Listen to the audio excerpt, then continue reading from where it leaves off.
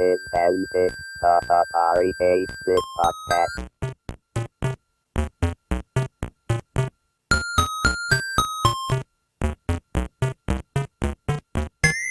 This is Antic, the Atari 8-Bit podcast. I'm Kevin Savitz. This is the first in a series of episodes featuring interviews with the kids of Atari's Youth Advisory Board.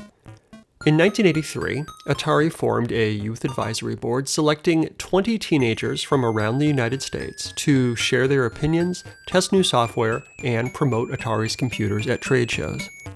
The group consisted primarily of regular kids, some computer geeks, but most well-rounded teenagers. The group also included a couple of celebrities, Todd Bridges, the actor who played Willis in the sitcom Diff'rent Strokes, and Matthew Labyorteaux, the actor who played Albert on the show Little House on the Prairie, then Richie Adler on the adventure show Whiz Kids. The first, and I believe only meeting of the Youth Advisory Board took place in March 1983 at Atari's headquarters in Sunnyvale, California.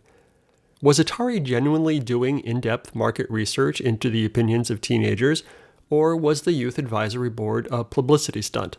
Maybe it was a little bit of both. Either way, the idea is fascinating, and I wanted to ask the board members to share their memories of that time. In this episode are my first two interviews with Youth Advisory Board kids, Kerrie Holton, now Kerrie Holton Tainter, and Tina Bartschat, now Tina Volker. There's an article about Kerrie in the October 1983 issue of Family Computing magazine, the first issue of that magazine, by Bethany Candle, titled "When Kerrie Holton Talks, Atari Listens." It features a great photo of Kerrie at her desk, sporting a tie and a fedora, with a telephone handset in one hand and a cigar in the other, looking for all the world like a business mogul or 1920s mobster. On her desk, there's an Atari 1200 XL computer, floppy drive, and printer, plus a frilly doll and Snoopy plush toy. Check the show notes to see the picture and read the whole article. Here's an excerpt. While other seniors were busy bragging about which college they'd been accepted to, Kerrie had something else to show off. She'd been chosen to serve on the Youth Advisory Board of Atari, one of the best-known video game and computer companies in the country. Plenty of high school students have sat in study hall daydreaming about a VIP tour of the inner sanctums of Atari Incorporated. Kerrie is one of the few who's been there. She took a private tour last spring and was included in meetings with top officials and discussions of Atari's confidential plans for software and hardware development. Atari brought her to the Consumer Electronics Show in Chicago earlier this year, and this fall will fly her to a special meeting to brainstorm with the other 19 members of the Youth Advisory Board. Travel isn't the only benefit of being a YAB member. Kerrie's received an Atari 1200 XL to review software and a modem so she can telegraph her latest opinions and recommendations to other YAB members and Atari's elders. When we say something, Atari jumps, says Kerrie. It's great having someone listen to your opinions for a change, especially when adults are always telling us what to do. Now we get to tell them. I want to start by saying you look exactly like you do in the picture in the magazine. I was trying for that look. Yeah, I borrowed one of my son's hats just to do that. That's awesome. You need a cigar and. That's all I need, right? I didn't bring a prop, but. So I want to start before the beginning, like before this happened, and kind of get the run up to before you're on the board. You were into computers. You were a student in New Orleans, I think, and so kind of set me up with the prehistory, if you would. Yeah, sure. So I actually grew up in Colorado, and I took my first basic programming class when I was in, I think, the 8th grade. Because at our junior high school, a couple of our math teachers had built their own computer, and it ran off of a big, huge console TV, and it looked a little bit like a big box Atari in a way, because, it didn't have any of the peripherals integrated or anything, but it was something that they let us play on. And then they started, organizing a class where they taught basic programming. And when we wrote our programs, we wrote them on paper with pencil, and we turned them in, and the teacher would be reading these 100-line code, programs, and just sort of inferring what they were supposed to do because we never actually got to try them, beyond maybe one student every semester. Each student got to do it once or twice every semester because there was only one computer. But I really liked it. I liked math and I liked programming, and I was kind of a nerd or a geek, whichever, and I tended to get a crush on guys that liked technology and computers, and so that was where I started in the 8th grade. And then when we moved to Louisiana, which is where my parents' family is from, and it was a big upheaval for all of us socially to go from living in the country in Colorado and riding horses and dirt bikes to living in the city in New Orleans and not being allowed to do anything but walk, so there was a certain element of time in there where we're just looking for new hobbies. And that's when I kind of got into gaming and playing Dungeons and Dragons, specifically with some people at our new school. And so for about 3 years in high school there, I was just kind of hanging out with the gaming crowd and or the D&D crowd. Then I had an opportunity to go to summer school at the University of Alabama. And this was what they called the Capstone Honors Program. And they let us take 2 college-level classes while we were still, I was a rising senior, I think. So that would have been 1982. And incidentally, one of the other students at this summer school program was Jimmy D. Wales. And I don't know if you know who that is. He's the co-founder of Wikipedia. Oh, Jimmy Wales. Yeah, sure. Yeah. And he's asking me for money all the time. Me too. And he probably, I hope he doesn't remember me. Anyway, we were all kind of an interesting group, but we ran around together and we kind of tried to break into the University of Alabama computer. We took a computer science programming class, another basic class. They taught us about how to write programs on stacks of punch cards, and that was how mainframe computers worked at the time. And in general, had a really good summer. But when I came back to New Orleans, my college counselor found out that I had done this, had a college level class. And apparently there was an open call for students who liked computers to be put into what was essentially a raffle, I think, to join the Atari Youth Advisory Board. So we were like the first generation of students, and my name essentially got pulled out of a hat. Wow. And I was invited to be a member of the Atari Youth Advisory Board. So in early February, March, somewhere right in there of my senior year, they flew everybody out to, it was at Sunnyvale, I think, Sunnyvale, yes. California. Uh-huh. Yep. Yeah, and to the corporate offices. And we spent like a week there, just getting to know Atari and hanging out. And let me tell you, the best thing was the corporate game room. Yeah. Pole Position, Caterpillar, Galactic, all the best games were there, and they were free. Because I had spent my entire high school getting up at 6 a.m. and meeting my friends for a cup of espresso, from like Morning Call or any of the normal New Orleans coffee houses, and then going out to the game shops and just playing arcade games all morning on Saturday. They opened at 6 a.m. and we would start early to beat the crowd. Wow. And $5 allowance every week, and that's where it went. Nice. So there was no application process or anything? It was just sort of a recommendation of someone who knew that you were into computers, and you got lucky. That's it. Yeah. That's it. And I'll tell you what, it changed my life to have that opportunity and to just sort of look at myself differently as somebody who was out there on the creative edge of things. And then to have people recognize that, being a part of that youth advisory board was an achievement, whether it really was or not, it was a wonderful experience. It kind of changed the way that I approached everything in my later career, because I learned to take chances. I learned to just kind of put myself out there. And so that initial week while we were there, I think there were 7 or 8 people there, and they had us paired up in a hotel room with so we had a roommate And just down the hall from me was Todd Bridges. And Sure. now Todd Bridges has got lots of personality, and he was one of the luminary members of the advisory board, because I'm sure he was into computers, but they really wanted him there to kind of catch the interest of the press and everything. Sure. And the same was true with Matthew Labyorteaux, because Matthew Labyorteaux was currently at that time the star of a sitcom called The Whiz Kid. Oh, And, sure. The guy with the big glasses. In the That's show. the one. Yeah, okay. And he used to be on Little House on the Prairie before that, Right. I think, right? I tried to interview him. He did not respond. But yeah, I know who it is. No problem. You might get a response from Todd, but I don't know what it would be. But he is an interesting guy.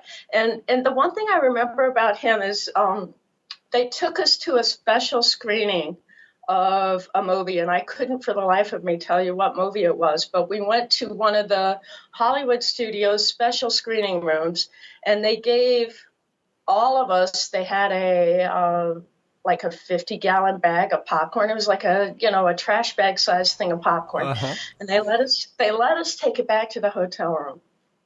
And so we were all goofing around, kind of going around from room to room, having a traveling party, teenage style, Mm-hmm. and carrying the popcorn with us. And Todd comes into my room, and my roommate's name was Elizabeth, and he starts swinging this popcorn bag around over his head, Uh-huh. right? And it breaks. Of course. And there is popcorn everywhere. And I was just like, well, he gave me a lesson in charm. I was just beside myself, afraid that we were going to get in serious trouble, like chaperone style, where they like cut the trip short and send you home. And because that's what the Girl Scouts or the high school, chaperones or whatever would have done. But Todd charmed the maid into coming in and vacuuming the room up and cleaning it all up. So, I mean, it still smelled like popcorn, but we were like 4 inches deep in popcorn, I'm telling you. She comes in, she cleans it all up, she vacuums it up, and I think he autographed his toothbrush and gave it to her or something like that. and that was how he charmed her into helping us out. It was pretty funny. Wow. And then the last day, I remember we did a lot of programming workshops. We talked to the press. We toured all the facilities at Atari. And the last day, they sat us all down and they said, well, what do you guys think about computers? Because up until this time, they had not really been big on the computer market, but they had just recently signed a deal with Intel to start putting Intel processors into their gaming systems and their computers. Mm-hmm. And so computers were not a thing with Atari. And I was like, well, you know what I really want? I'm talking to my parents right now because I want a PC. I've decided that I do Apple, Macintosh work at school, and I just really would rather have a PC and be able to do my own operating system programming and stuff like that. And they were all looking at each other. It was like, okay, well, that was not what we were expecting to hear. But they gave us an Atari computer. Each one of us got an Atari computer. And then throughout the next year and a half or so, they would contact us about possible projects that we could work on or help them with. And so that was kind of cool. Cool. And then what kind of projects? Well, typically it was like programming projects. Either we would be the front for a publicity event where they were giving computers to schools, or they were teaching kids to program, and we would go in there. They had this special programming language called Turtle, which was a visual programming language. Mm-hmm. And I think you're thinking of Logo, probably. It might be Logo, yeah. I just remember the traveling graphic turtles. Yeah, there was a little turtle on the screen. Yeah. Yeah, and so they taught us how to do graphics with Logo, and then we would go in and teach something to the kids. And I don't think that my name was pulled out of the hat for an assignment like that, but I did get to go to the Consumer Electronics Show in Chicago. Tell me about that. Oh, that was awesome. So were you like working at the Atari booth, or just like free reign to check out everything, or what happened? Oh no, we got to work at the Atari booth. In fact, they had a whole press event, where where all the press got to interview us about, what great young prodigies we were, I guess is the idea. But what we really did was stand around and play games. And that was okay too. We played the latest computers. People would walk up and we would show them what we were doing. We talked to the press and explained what a great thing the Atari Youth Advisory Board was. And we went out to eat deep dish pizza at the original Uno's. This is like 30 years ago, so some of my memories are, a little bit vague, but that's what I remember about the Consumer Electronics Show. And I believe that we also had lunch with Alan Alda. Really? Point, yeah, because I think he was brought on to be the spokesperson for Intel for a very short period of time. He was the Atari spokesperson for the TV commercials and print ads and things. Yeah. There you go. So we actually met and had lunch with Alan Alda. So the thing I remember about that was everybody piling into this big, huge limo. And like Alan was in the middle, and there's like all these kids on either side of him. There were about 6 of us, and so that was pretty cool. And then at lunch, I just remember him talking about how great it was that we were all up on the technology, and and he told us some stuff about his kids and stuff. But that's all I remember. He was a really nice guy. I remember that, but I don't think that relationship between him and Atari lasted for very long, and I think that. Shortly after that there was a major restructuring or something. Yeah, July 1984, the Tray Mills bought the company, and all fun stuff like this stopped. So yeah, exactly. But it was a lot of fun. It was a lot of fun to do all that stuff, and for a year or two after, or maybe a year after that, I kept in charge with the communications person that had been in charge of our group, just to keep talking to her and stuff. Her name was Noreen Lavoie, I remember. And I have no idea what she's doing now. I imagine she's 30 years older, just like me. I would hope so. All right, so you did the tour, and they sent you a Atari 1200 XL, and according to the article, they kept sending you confidential boxes of prototype software to try. What do you remember about that? I don't remember much about that. I don't remember that part. I remember logo, and I remember,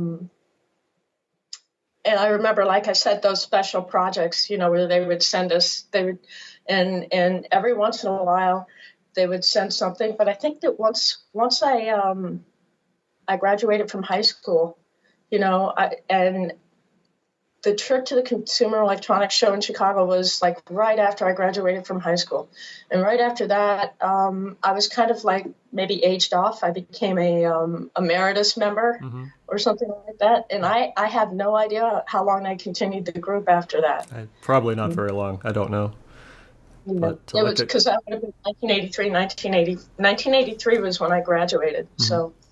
And I went to Johns Hopkins. So when I say that it brought a lot of opportunities for me, obviously getting into Johns Hopkins was one of them. Really? Because certainly I had good grades, but so does just about everybody that applies there, And I think that this kind of made me stand out a little bit. And it kind of gave me the idea that if you really want something, go ahead and ask for it, And I've used that philosophy moving forward in my life to just kind of put myself out there a little bit more than I would have otherwise. So it's a pretty good lesson for somebody who's 18 to learn, I think. Absolutely. Cool. So the article said there was 20 members in this board, but you sounds like you met 8 or 9 other people when you were on your tour. Right. So in the beginning, there were absolutely 20, and I used to be able to name them all, but I can't anymore. And and I could probably remember them by their first names and not their last names if you really pressed me.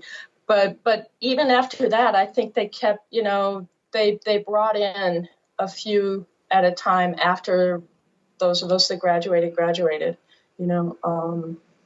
and there was one other person from New Orleans whose dad was at the time a professor at Tulane. I remember him because we were on the plane together. and his name is Yoon Ho Park. And I don't know what he's up to. And then you did that trip without parents? Yes. Wow. Absolutely. Yeah, that was quite exciting for the times. What did your parents think about this whole thing? My parents are they were divorced when I was about 10. And so they had pretty much by necessity taught us to be reasonably good travelers because we went back and forth between their homes. And so I knew a lot about, I think my parents would have been more upset if I hadn't already had a lot of experience with traveling through airports, with my brothers and on my own. Sure. But it worked out pretty good. Yeah. No, I just meant, what do they think of the whole experience of like you're on this board, hobnobbing with technology people? Well, I mean, they use it to brag about me, or they'd use it against me as the occasion warranted, right? Sure. Well, you think you're such a hot shot, but you can't keep your room clean, that kind of thing. But I think that they were proud of me because I know my mom has always, kind of referred to me as her genius daughter, and probably dates back to around that time. And I'm not at all going to validate that statement, whether it's true or not. The article said you were working on your own game, an adventure game that you were creating. Did anything ever come of that? No, not really. I mean, what I was doing was learning to program games. And when I got into, I guess I shouldn't say not really. When I got into college, I spent about the first 2 or 3 years trying to learn how to be smart with other smart people. I will tell you this, that in high school, it was very easy for me to get good grades. And the advantage, of course, is I could prove how smart I was by not working hard. But it became a self-identifying characteristic of my personality that I didn't work too hard. And I didn't develop any good study skills because I didn't need them. When I got to college, and everybody who was in the freshman class was pretty much just as accomplished and smart as I was, and the classes were really, really hard. I struggled for a while to do well in college, and I had to learn those study skills that I hadn't learned before. So I was kind of occupied for a couple of years doing that. But when I was a junior, I met somebody, a professor at Johns Hopkins, who was also a graduate of my high school in New Orleans. That was how we got introduced to each other, so to speak. And he hired me to work in his lab. His lab was the sensory aids lab, and he was involved with various ways to help deaf children learn how to speak using signal processing. This is back in the day before all audio signals were digital. Most audio back in the 80s was really analog audio. And he was one of the pioneers that was making the transition towards digital audio on computing devices. And he was creating games that would help deaf children learn to speak. So if an audiologist was working with a deaf child and try to get them to pronounce a phoneme in a certain way, they could play this game, and the game or computer would analyze the sound of the child's voice and match it against the phoneme and if they got it correct, then a little frog would hop from one lily pad to another, or a rocket ship would swerve out of the way of an asteroid or something like that. So for 2 years, I was involved in his lab. It had personal significance to me because ever since I've been 13, I've been hard of hearing. And at the time, I did not wear hearing aids. Now I do, because hearing aids now are wonderful and amazing. But back then, it had personal significance that you could improve the quality of somebody's life by helping them speak better or hear better. And I was really interested in signal analysis. That became sort of my computer engineering focus from that point on. My job, by the way, in that lab was to draw the animation characters. Oh, the hopping frogs and things like that? Nice. Yeah, that's right. Hopping frogs and the dancing bears and everything like that. So I was very much into the graphics. What do you do today? Well, I'm a tutor, and I was a high school teacher and also an adjunct professor at some different universities and an academic scientist. I've been a lot of things. I don't really think that we should all just like boil ourselves down to one thing. But after I got an electrical engineering and computer science degree at Johns Hopkins, I went to Tulane and I got a master's in biomedical engineering. While I was at Tulane, I took a class on digital image processing, and I learned about how CT scanners work, and I was just completely enamored. Totally fell in love with the idea that you could join medicine in that way and do medical imaging with computers. And that became the focus of pretty much my entire professional career. I transferred to the Mayo Clinic in Rochester, Minnesota, and got a PhD in biomedical imaging. And my PhD thesis was how one would go about measuring or validating any kind of technique that merges multiple images together. So a CT scan and an MR scan showed different kinds of detail. CT scans tend to show bony detail, and MRI scans tend to show soft tissue detail. And it's reasonable to think that a doctor might want to look at both.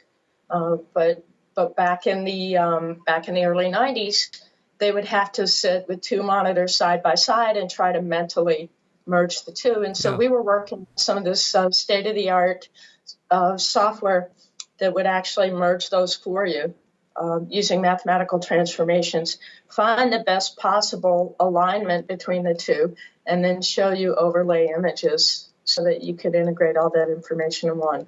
And all of that work had previously been done by the graduate student that came before me and some people at the University of Chicago that collaborated with us. But my job was to answer the question, well, how do you know it's a good fit? And so that was what my PhD thesis was all about. And following that, I went to London, and I was at Guy's Hospital in London working on computer-aided brain surgeries. And so we would wheel the computer, and we would have the surgeon hold a stylus in the operating room and point to something on the patient, and the MRI images and the CT images would pop up on the screen in the orientation that he was holding the stylus.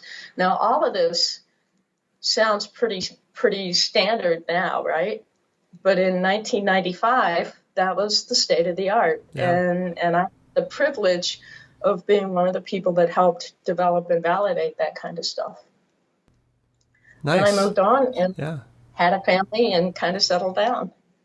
Decided to teach high school for a while when my boys were in high school, and didn't like being a high school teacher so much because I think that, it helps if kids are motivated to learn. Yeah. And being a high school teacher is babysitting.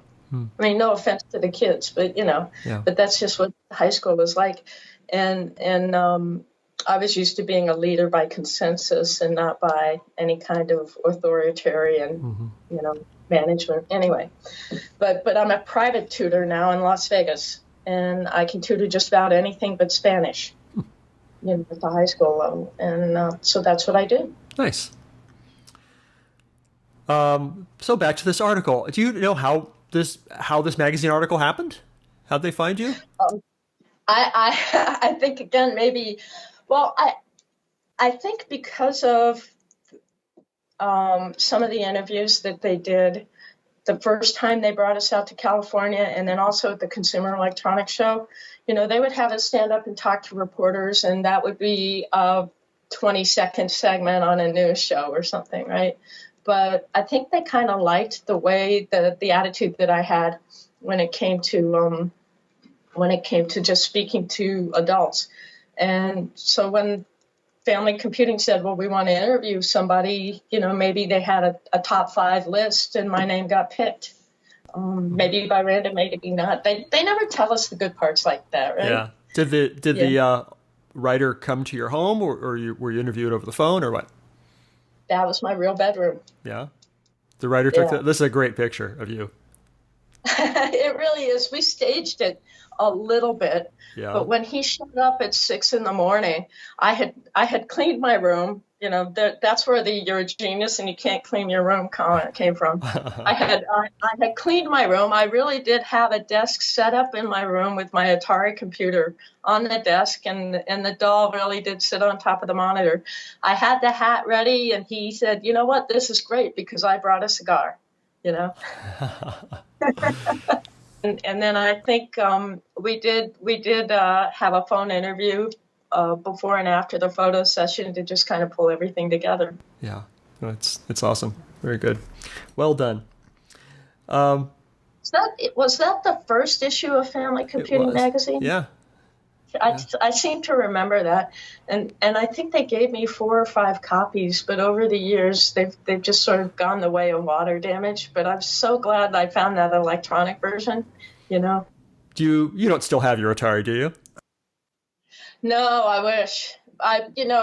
About 3 or 4 years after I went to college, I have a little brother who's 12 years younger than me, and I gave it to him. And I'm sure it's like at some garage sale if it hasn't been thrown in the garbage, Sure, it happens. No, I was going to say maybe it went the way of all of those ET 2600 game cartridges. I hope not. Rated on the landfill somewhere. Huh? Right, it's in a landfill in New Mexico. And from what I understand, they really did find a lot of game cartridges that had just been dumped there. Yes. It was a sort of like surplus as opposed to specifically that game, though. Huh? Yeah, it was a lot of surplus and things sent back from stores, returns and things, and a variety of things, I guess. Yeah. So, all right. So, what haven't I asked you about that a time that I should have? Well, that's a good question. I don't think I know the answer. If you asked me a question, it would probably bring back memories. But I think, that we covered just about everything that I can remember, okay. About how it worked and what happened. It sounds amazing and fun, and you have to tell me I'm not wrong. No, you're not wrong. It was amazing. It would be like all of a sudden, you wouldn't hear anything for 1 or 2 months. And then you'd get this phone call out of the blue. It was like, well, what are you doing in 2 weeks? And then you'd fly off to somewhere. It was kind of cool. Yeah. In an age where teenagers weren't as mobile as they are now, mm-hmm. It was very cool. And I remember, I will tell you this, my favorite physics teacher was my high school physics teacher, David Derbies. And I want to mention David because he is just such an inspiration to me, even now as a teacher and everything. But he's also got a mind that he remembers all of these things, about stuff that happened that I don't even remember.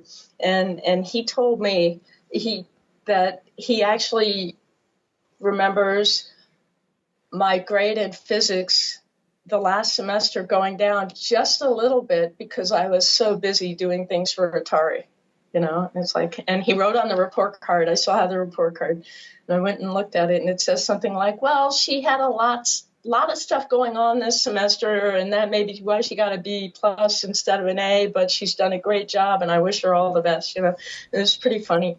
And David, by the way, he got his PhD from the University of Edinburgh, and his dissertation advisor was Peter Higgs. And so when Peter got the Nobel Prize, he invited David to go to the award ceremony with him. That's so amazing. I can literally tell people that there are 3, when I teach physics as a tutor, I tell people, well, you're 3 or 4 degrees away from a Nobel Prize winner.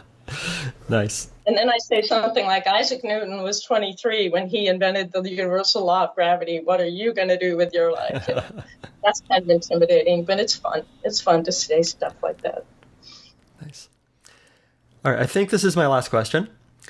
If you could send a message to the Atari computer users that still exist and are listening to this podcast, and you can right now, what would you tell them? Oh, very good. I think I would tell them to keep looking for unique and interesting ways to make use of this technology. We are all bound in this great circle of modern life. And the great circle of modern life is this. We are given a certain amount of resources, whether it's our intelligence or the amount of money we have or the amount of time that we have. And these are what we use to spend to create the world that we live in. And we tend to take our time and spend it to earn money. Then we take our money and we buy technology. And we buy the technology so that we can get back our time. And it's the same amount of time that we had in the beginning. I don't incorporate technology into my life anymore, even though I'm a technophile, obviously, and I think it's very, very cool. But I don't incorporate technology into my life anymore unless it makes my life either simpler or more efficient, because you could spend all of your time digging down, figuring out how things work, and it might just make your life more complicated. If there's anything that they could do with their Atari computers that makes somebody's life better or makes it simpler or gives them more time to spend that time with people that they love, then that's what they should use it for. And sounds like there was a guy who created a fireworks show using an Atari computer, right? Yeah. And that sounds like a good way to enrich somebody's life. I think so. That's what I would use technology for. That's the message that I would send to everybody. Great. Thank you, Kerrie. All right. That's you bet, perfect. Kevin. Thank you for the contact. Appreciate I enjoyed talking. Next, my interview with Tina Volker. There's an article about Tina in the Pittsburgh Post-Gazette newspaper, dated June 16, 1983, by Jan Ackerman.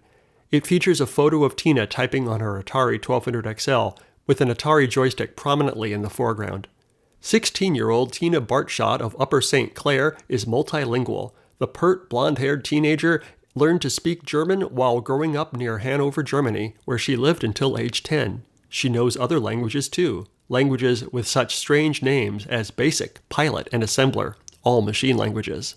These are the languages of the computer age, languages that are Greek to anyone who doesn't know a word processor from a printer. BASIC is an all-purpose language, she explains, leading the way to the Atari 1200 XL computer in her bedroom. It comes equipped with printer, a taping system, a screen, and a word processor. Atari gave the system to Tina after she was picked to serve on a newly created Atari Youth Advisory Board, a select group of 21 computer-astute teenagers from across the country who will advise the computer and video games giant about how to cater to young consumers. Tina is the only teenager from Pennsylvania selected to the elite group, which held its first meeting in Sunnyvale, California in March. Besides a free trip to the West Coast, she was also given an Atari system worth more than $1,500. She was recommended for the program by Mr. Saunders, a calculus and computer science teacher. She credits Saunders and Dr. John de Blasio, a math and computer science teacher at her school, with helping her to sharpen her computer skills. I think I was one of very few girls who really enjoyed programming. I don't really remember anything great I did, but I taught myself how to program computers and just tried all sorts of stuff with them. Mm-hmm. Little games, things like that. An article I read said that you were doing BASIC and Pilot and assembly language. You had taught yourself several programming languages. Yeah, I didn't really get very far in assembly language, but okay. Yeah,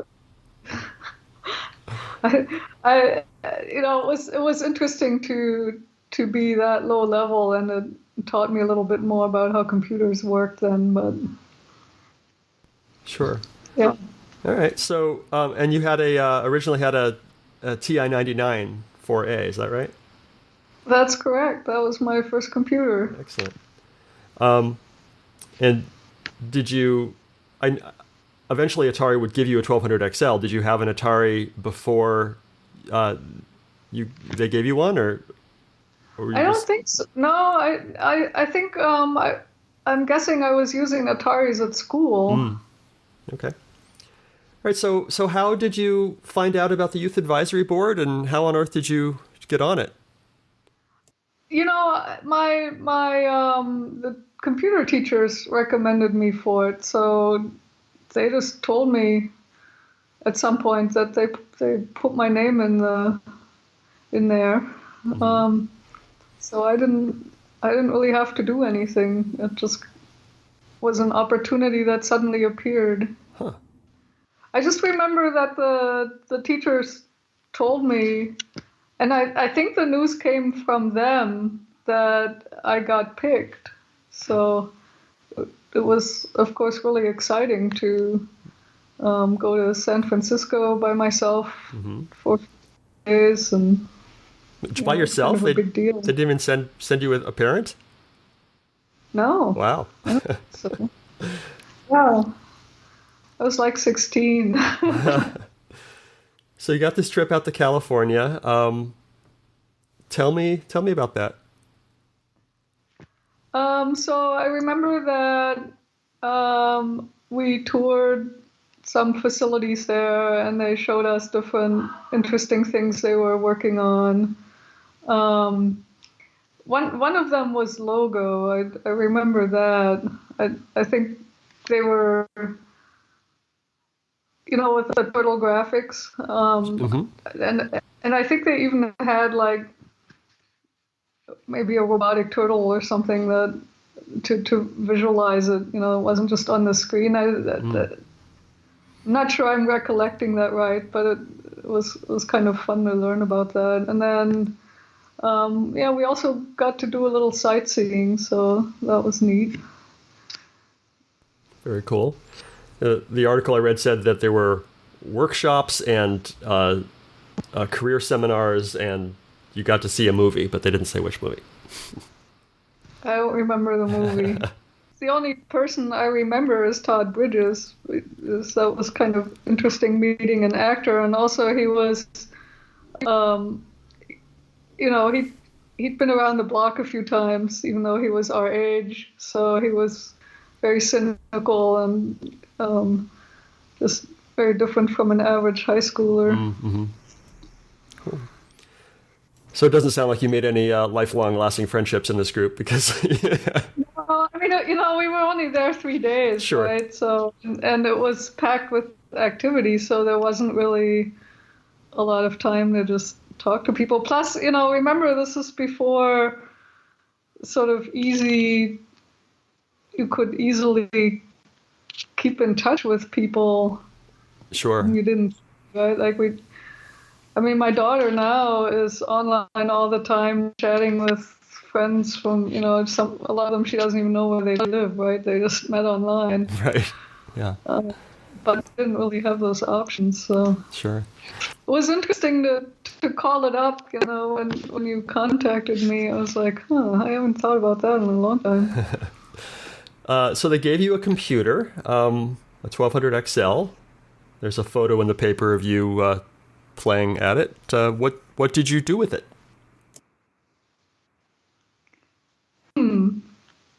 Well, I think I continued my various programming projects. I do remember messing around with the turtle graphic stuff and just seeing what sort of interesting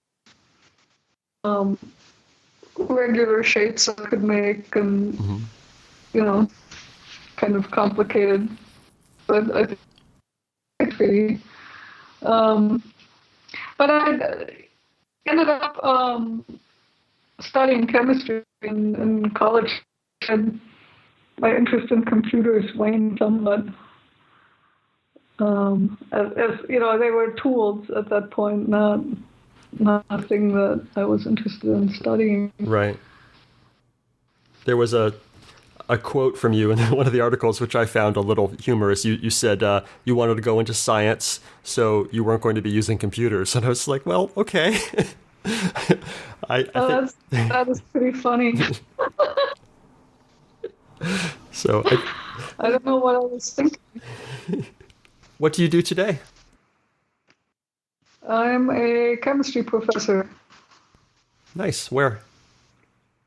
At the Colorado School of Mines.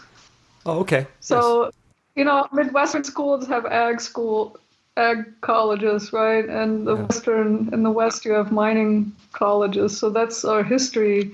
But now it's really a science and technology focused university.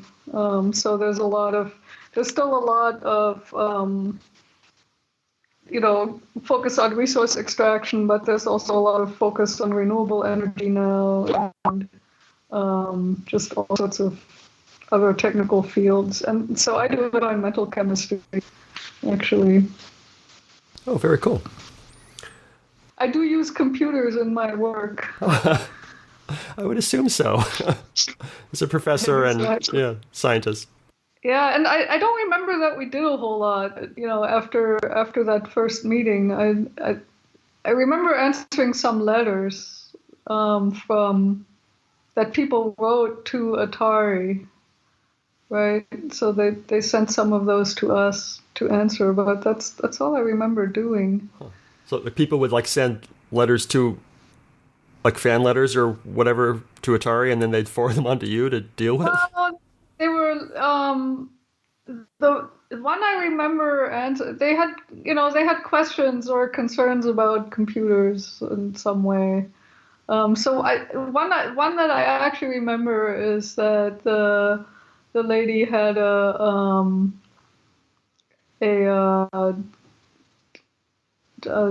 mentally disadvantaged child. He's and so she was wondering what future for her would be for her son in a high-tech world. Mm-hmm. Which is really, for a 16-year-old, it's like, well, I don't know.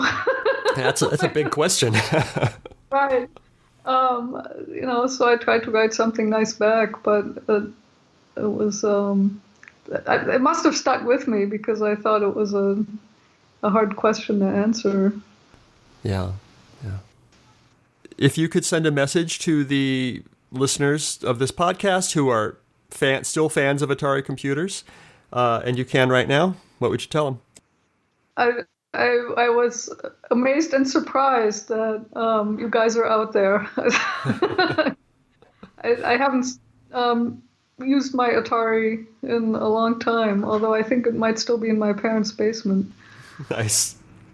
Well, you should break it out and test out your logo skills. Show your daughter. I love my Apple, so I love my MacBook. So good. Well, thank you so much, Tina. Okay. Take care. The interview with Kerrie Holton Tainter took place on November 17th, 2017. A video version of that interview is also available. Check the show notes at ataripodcast.com for that link.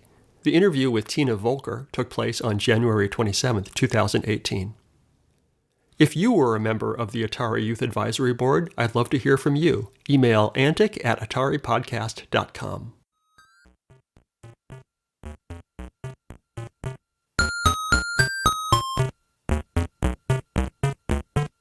If you enjoy these interviews and would like to contribute, there are two ways you can help. You can help fund these interviews directly by contributing to my Patreon. A small monthly contribution will help offset the expenses of making these oral history interviews. Contribute at patreon.com/Savitz. Or make a tax-deductible contribution to the Internet Archive, a nonprofit digital library that has done incredible things to preserve computer history. Make your tax-deductible contribution at archive.org/donate. Thanks.